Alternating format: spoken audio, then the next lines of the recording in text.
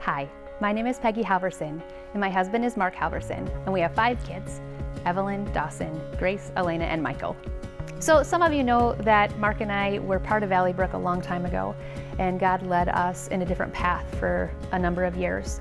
And recently, God has led us to come back to Valley Brook, and I'm just so glad to be here.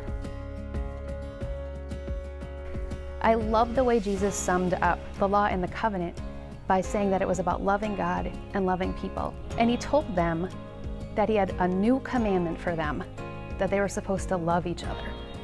And it should have really taken the disciples by surprise, because they already had a law and they already had a lot of commandments.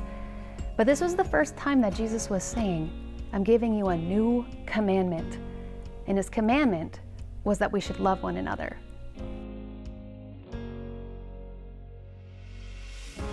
Understanding that the way I love people is the proof that the world has that I'm a Jesus follower has really changed the way I think and act. Now when I go to the grocery store and I smile at other people, or I encourage the customer service person after they have dealt with a difficult customer, I know that I'm actually evangelizing. I'm actually showing the love of Jesus to strangers. And it's also encouraged me in the way that I love my friends and my family as well, because I know that this is how Jesus has loved me.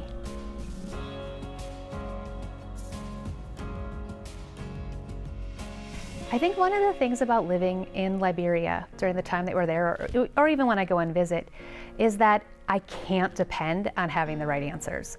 There's a very different cultural context, and I don't always know what's right.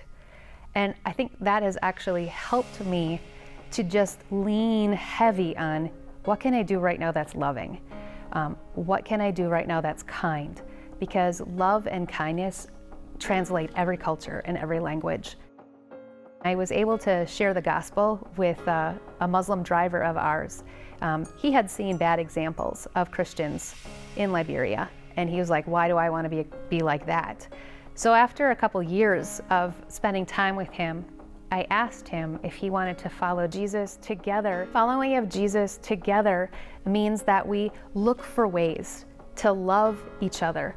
And he actually helped us find a kid that was really sick, and we're actually able to get her medical care. And it was because he knew about my heart to love one another was more important than the schedule that we had planned or the tasks that we had in mind. But we actually stopped everything and went back to go find that little girl who needed medical treatment. So as I was thinking about why being part of a church community is so important, my mind went right away to the verse about spurring one another on towards loving good deeds. Sometimes it's not obvious to know how would Jesus love somebody if they were in my situation. And by having a community around you, you can talk about those difficult situations and get encouragement and advice and even prayer in how to love people that are really hard to love. Jesus set the most perfect example when he was dying on the cross, and he asked God to forgive those who are right there crucifying him.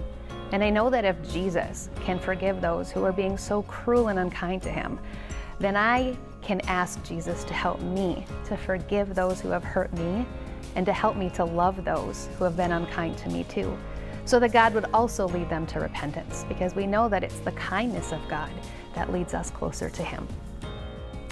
One thing that I want to encourage you with is whatever you say or do, ask, what does love require of you?